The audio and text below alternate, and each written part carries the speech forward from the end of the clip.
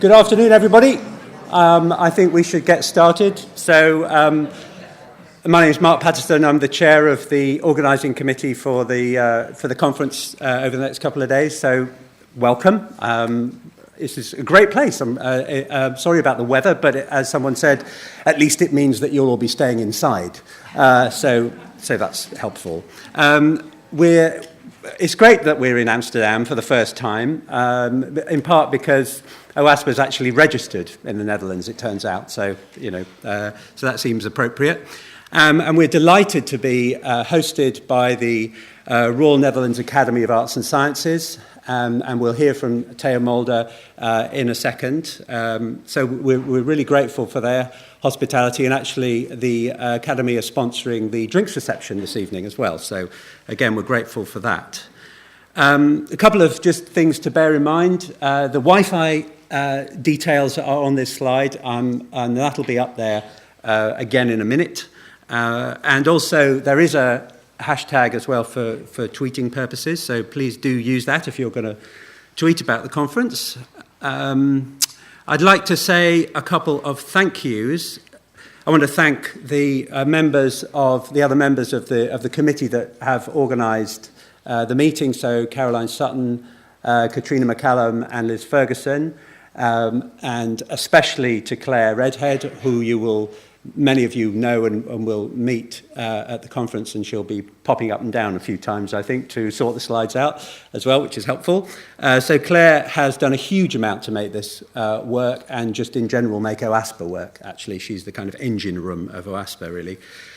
I also want to thank the Communications Committee as well, who have been fantastic. Some of them were on the registration desk at the beginning. So Sana Muller, Karen Watts and Amy Bork, but also Elaine Devine and Jennifer McLennan as well. So they've done a lot to make this conference work as well.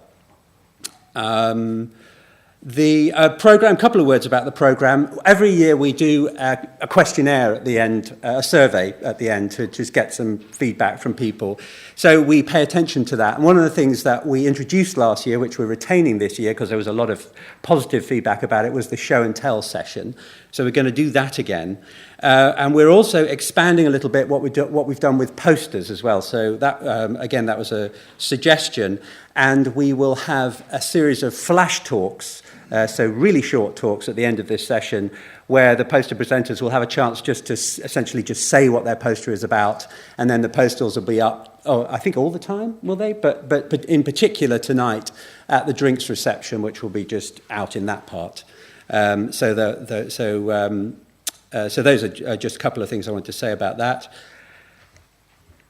Also, it's very important to thank the sponsors as well of the conference. So PLOS in particular for the platinum sponsorship of the delegate badge, to Hindawi today for sponsoring the registration session, but to all of the sponsors, because they make this possible. Without them, we really wouldn't be able to do this. So a big thank you to all of those, and we'll mention other sponsors at various points throughout the meeting. So now I'm just going to leave that slide up for a bit, just in case you didn't get the Wi-Fi details. Now all I'd like to do is hand over to Eelco Ferwerda, who is the director of OAPEN. He's also a member of the board of OASPA. He's the secretary, actually, of OASPA, which is enormously important to us because he's the only Dutch speaker. And as I said, we're registered in the Netherlands. And Eelco has been really helpful, in particular, again, with respect to this meeting, as a local person, helping us with the local arrangements and the dinner and so on. So I'll hand over to Eelco, who will say a few words. Thanks, Eelco.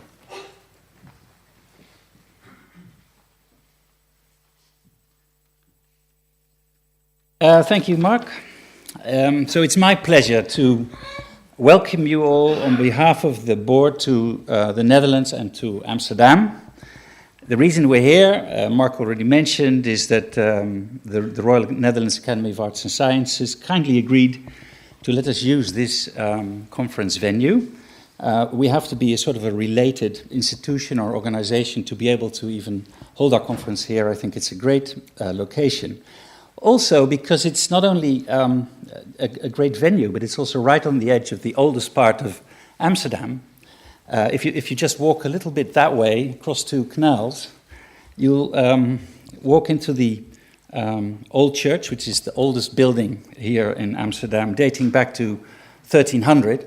I think it's parts of the old church that actually date back to 1300, but nevertheless, it's a beautiful place. I should probably warn you, it's also right in the middle of one of our other famous attractions, which is the Red Light District. Tomorrow, we'll be having dinner in De Waag, which is just off the market to the new market, just down there, maybe 100 yards. And it's named after one of its former functions, which is a weigh house.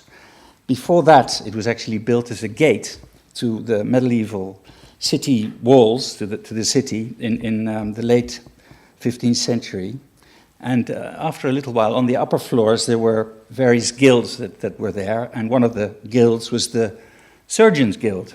It became famous thanks to Rembrandt van Rijn, the painter. Rembrandt visited the anatomical theater in one of the towers and painted the anatomy lesson of Dr. Tulp.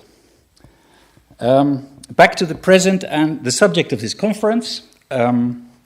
COASP visit to the Netherlands coincides with the Dutch effort to achieve open access for researchers in the Netherlands. The Dutch universities are negotiating with the large publishers to make publications from authors in the Netherlands open access as part of existing agreements. So that's quite a new approach, I think. And so far, this has resulted in agreements with a number of large publishers, Springer, Sage, and Wiley. You'll notice not everyone is on that list yet.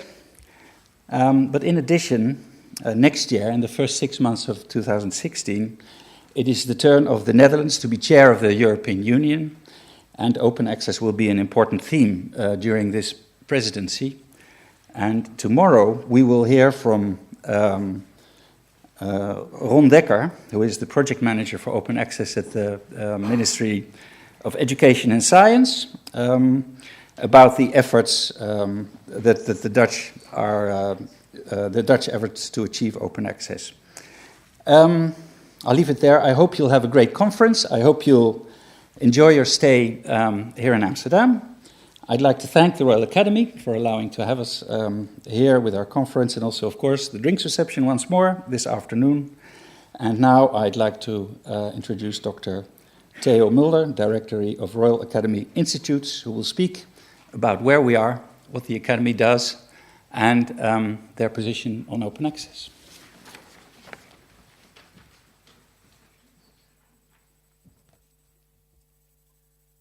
Thank you. It's with great sympathy that I welcome you, members of the Open Access Scholarly Publishers Association and participants of the conference, in the Trippenhuis. That's the name of this building, named after the brothers Tripp, the far most rich people in Amsterdam in the early 17th century. The Trippenhuis, the main building of the Royal Netherlands Academy of Arts and Sciences. And let me start with a few words about the Academy. You are in a building of 1662. You are in the ugly part of the building, but the beautiful part is over there. It's in the old building. I could show pictures, but then that's the problem is you don't want to be here. The Academy is the oldest royal institution in the Netherlands, but it's royal not by a Dutch decision, but by a French decision. Louis Napoleon, yes, the brother of, was the French king from the Netherlands from 1806 until 1810, and he founded in 1808 the Royal Academy. A Dutch king appeared not before 1813. Actually, the Netherlands followed a remarkable historical road where civilized countries transformed themselves from a monarchy to a republic. We did it the other way around. We transformed ourselves from a republic to a monarchy. Don't ask me further. The Academy is the umbrella organization for the sciences, the humanities, the social sciences, and since 2013 also for the arts. After being removed in 1848, the performing arts are again part of this academy. Writers, composers, actors, which brings a totally new dynamic in this building. They are united in a separate academy of the performing arts. The academy is a learned society with the top scientists of the Netherlands as members. The academy is also an advisory board of for the Dutch government. Whether the government listens is totally another story. The Netherlands Academy differs from almost all academies in the world in that it is responsible for 16 institutes for scientific research, located in different cities in the Netherlands, with in total about 1,600 employees. The institutes cover the domain of the humanities, the social sciences, from medieval to contemporary history, from language to cultural studies, and the life sciences, from stem cell research to brain research. The institutes of the Academy function as a national infrastructure for top research and cooperate intensively with the universities. The institutes have no obligation regarding education. They are independent academy institutes. Science. Modern industrialized societies are scientific societies. Almost every daily action we perform is assisted by the products of science. We are surrounded by science. The output of science has been translated into an almost continuous stream of novel products that guide large parts of our life. Although products of science have definitely their dark sides, it's generally true to say that the progress of science has led to a progress of mankind in terms of health, agriculture, housing, infrastructure, and industry. Science, however, is no longer the work of talented individuals, but the work of teams, or teams of teams. Science has become a global enterprise with a strong rise in international collaboration among researchers and an increase in research results. Most of these results are produced against the background of public funding. So as a simple fact of logic, the results should be public too. But at present, far too much of our research is locked behind the paywalls that restrict access and inhibits the progress. In a connected world, more and more people are realizing that they need and deserve access to the scientific results and literature they have paid for. The European Commission supports open access, not only of publication, but also of data and software. Indeed, many publications cannot be separated from data and analytical software. For the progress of science, the open exchange of results and data are a blessing, and not only because it facilitates replication studies so much needed in some areas of science. I'm a psychologist, neuropsychologist, and can need some replication culture. The Royal Academy strongly supports open access, and for their own institutes, realization of open access is a relevant performance indicator.